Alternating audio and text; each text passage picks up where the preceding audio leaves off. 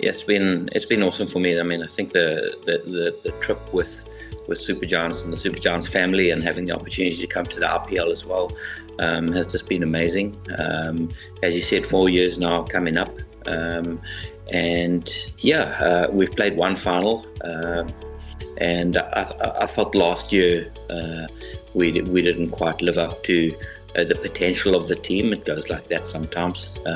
So we're hoping for a better performance, a better showing. It's also time for Durban Super Giants to win the competition as well. So we know what's ahead of us. It's a big season for a lot of us, and we're looking to put in a really good performance, a good showing, and growing our fan base as well in Durban. We've had the supporters has been growing and growing over the last couple of years, and it's so important for us to play good cricket and to continue to grow that wave of support that's coming out for us at Kingsmead. Yeah, winning a trophy. I think the franchise it's overdue, whether that be an RPL or a SA20. I think that is top priority now. And let's not make any no false assumptions. Really, there's 5 other teams in the SA20 that are also trying to win the competition. So it's not as easy as that, but it's definitely top of the wish list. I think one of the lessons is that the game is played on grass and not on paper. We've had some very good teams in the last couple of years, and yes, we played one final, but last year, for example, we had a really good team that didn't come anywhere. So that's one of the lessons, I guess, is that we should be looking rather at performances on the grass than just comparing on paper. We had a great team last year, and we certainly underperformed, and lucky enough to be having another opportunity this year, which hopefully we can rectify. Yeah, I'm a big believer in that cricket you need to enjoy. Yes, it's a serious business. It's every team where you have or you work with or you're involved with, you're trying to win the competition. I mean, that's been happening for decades. That hasn't changed. But there's a way of doing it. I think you need to have a fair bit of fun along the way. People spend a lot of time away from home, away from family. So I think the team environment needs to be a fresh one, a fun one, where people can kind of feel at home,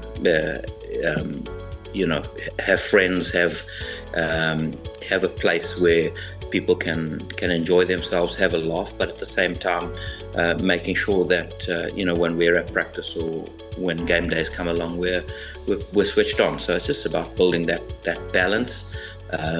But I think it's possible to have that balance of serious and really playing good cricket, as well as having a little bit of fun along the way.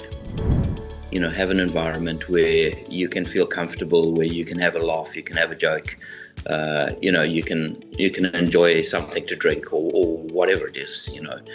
I think that's important. I think also it's an environment that then promotes conversation. It promotes mixing with your senior players, and I know from my experience, most of the learning happened between you and other players rather than with your coach. So I try and create that environment that allows people to interact, whether that be in the change room afterwards or whenever it is before a game or whatever. So it's just about making sure that everybody has a safe space, because as you mentioned earlier, it's always been a serious business. It's about winning every game. It's about winning every little contest. So you can't be doing that 100% of the time. There needs to be a balance.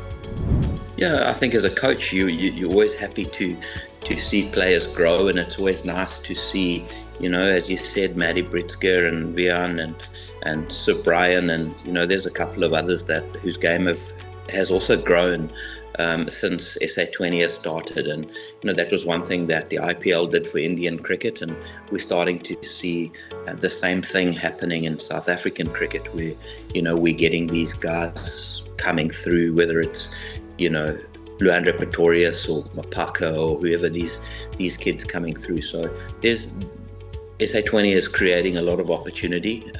Let's not forget as well, someone like Klusener, whose game has also kicked on in the last 3 years. He was a star before SA20, but since SA20's been here, and in his growth as well, we've seen those stars become superstars. So that really, as a coach, is something that is proud to look back on. Yes, we want to win trophies, and we want to do all the glitzy stuff, but it's always nice to look back and see kids that have come through the system that are either now permanent members of their stateside or provincial team, as well as making their national debuts. So we've had a couple of those, and I think as a franchise we need to be proud of that as well. A lot of players kind of retain themselves. To big players, especially going into a big auction, and then you just need to have a clear idea of possibly a future balance, how you would like to balance your team going forward. Possibly, either retaining a couple of others, or trying to hedge your bets, and trying to shop carefully in the auction as well. So sometimes it's a thumbs up, sometimes it needs a bit of luck, and there's quite a lot of thinking and science behind it as well. And you've just got to hope, I guess, as a franchise and as a coach, that it all comes together on the day. But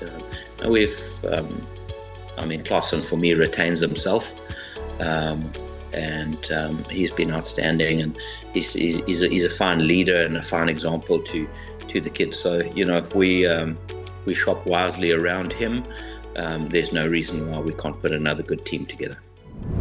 Yeah, I think the growth really from a SA20 point of view is as I touched on earlier, is what the IPL has done for Indian national cricket, Indian white ball cricket, and we touched on players that have come through and have started to make their mark in white ball cricket through the SA20. So that would be great for South African cricketers. That the SA20 is a fantastic platform. The standard is world class. So people getting their opportunity, it's not far off international cricket. So we'll see those benefits coming along, and I think from a DSG point of view, I think if we can continue our growth, we can continue growing players into national players. That's one thing, and then let's not forget, SA20 and any franchise cricket, for that matter, around the world is about winning that competition. So we'd like to emulate something, I guess, what Sunrisers has done in the first 3 years, really stamped an authority on the competition. We'd like to do that in this rotation. There's 5 other teams that are trying to do the same. So that would be top of the wish list. Yeah, I've thoroughly enjoyed it. We've got some absolutely class performers. As I touched earlier, Dr. Goenke has been an outstanding owner. Let's not forget, management, the CEOs, CFOs that have just really been outstanding. And I've worked in a lot of franchise cricket for a long time, and I must say, these guys, you guys, for example, even in the online media, continue to surprise me every day. So it's been a joy. It's been something that I've been thoroughly enjoyed to be part of, and I guess I've also learned a lot as well, what the standard really can be in terms of managing teams, and certainly from a Super Giants point of view, their growth in expanding their ownership in South Africa, and now through to England as well, through the IPL. So it's growing all the time, and just the management and managers and physios is just world class, and it certainly sets the standard and for other franchises that I have the privilege of being part in other parts of the world. Yeah, absolutely. I mean, Durban Super Giants fans have come out, they've supported, they've weathered the rain, they've weathered the heat, and I'll be the first one to say that maybe last year wasn't a fantastic year in terms of doing justice to our supporters. We'd like to promise them that we will definitely be doing better this year. Come out, come support, bring granny, bring grandma, bring someone who hasn't been there for a while. And even our LSG supporters as well get behind us here in South Africa. We've got an exciting team this year, and we're looking forward to doing something special.